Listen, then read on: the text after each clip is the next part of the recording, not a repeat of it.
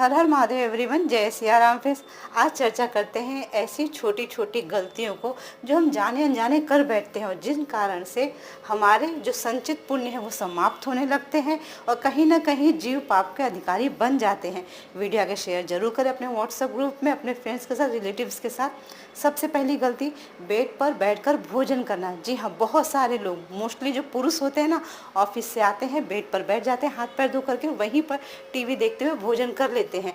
ऐसा करने से राहु एक्टिव होने लगते हैं और राहु जब एक्टिव हो जाते हैं तो अशुभ फल देने लगते हैं और घर में और जीवन में धीरे धीरे अशांति फैलने लगती है। मां अन्नपूर्णा भी नाराज होती है। भोजन करने का नियम बताया गया है, उन नियमों का पालन करना चाहिए। दूसरा जो गलती करते हैं हम, कुछ लोग भोजन करने के बाद में उसी थाली में, भोजन की थाली में ही हाथ धो लेते हैं। ऐसा नहीं करना चाहिए, अपराध होता है, क्योंकि संसार में बहुत सारे ऐसे लोग हैं जो भोजन के लिए तरस के रह जाते हैं। और हमारे सनातन धर्म में बताया गया है, भोजन करने से पहले भोजन की थाली को प्रणाम किया जाता है, माँ अन्नपूर्णा को प्रणाम करके तब भोजन करते हैं और उठते समय भी यही करते हैं। तीसरी गलती, जूठे मुंह सो जाना या शौच कर्म करना। कुछ लोग खाना खाने तुरंत बाद ही बिना मुंह साफ किए बाथरूम चले जाते हैं या कुछ लोग वैसे ही सो जाते हैं। तो ऐसा करने से क्या होता है ना, नकारात्मक वो जो ऊर्जाएं होती हैं, निगेटिविटी इन स्थानों पे होती है, वो हमें जल्दी ग्रह पकड़ सकती है। तो ऐसे में इन गलतियों से बाहर निकलने का ट्राई करें।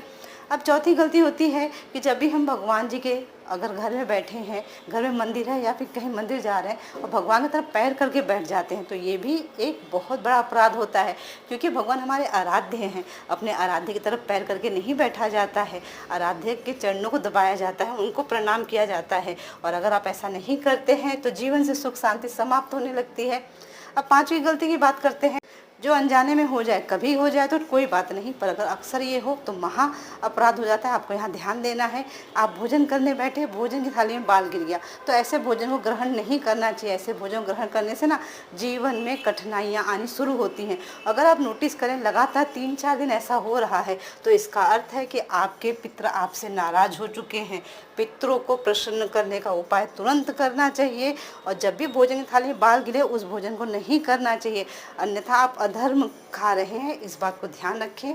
और कुछ लोग क्या करते हैं, 3-3 4-4 दिन तक स्नान ही नहीं करते हैं। मेरे पास ऐसे कुछ क्लाइंट भी आते हैं जिन्हें आलस्य आता है। ये तो होता है शनि के कारण, राहु के कारण, परंतु यदि आप ऐसा कर रहे हैं तो माता लक्ष्मी नाराज हो जाती हैं, ऐसे लोगों से रूठ जाती है। जब माँ लक्ष्मी रूठ गई तब भाग्य ही क्या बचा आपका। वीडियो आगे शेयर जरूर करें अपने व्हाट्सएप ग्रुप में। एस्ट्रोलॉजी पाम रीडिंग सीखना चाहते हैं तो अभी अपनी हमारी क्लास में एडमिशन ले सकते हैं आप। इसी प्रकार की पोस्ट प्राप्त करने के लिए हमारे यूट्यूब चैनल को और हमारे इंस्टा पर भी आप हमसे जुड़ सकते हैं। हर हर महादेव। शुभ रात्रि भक्तों।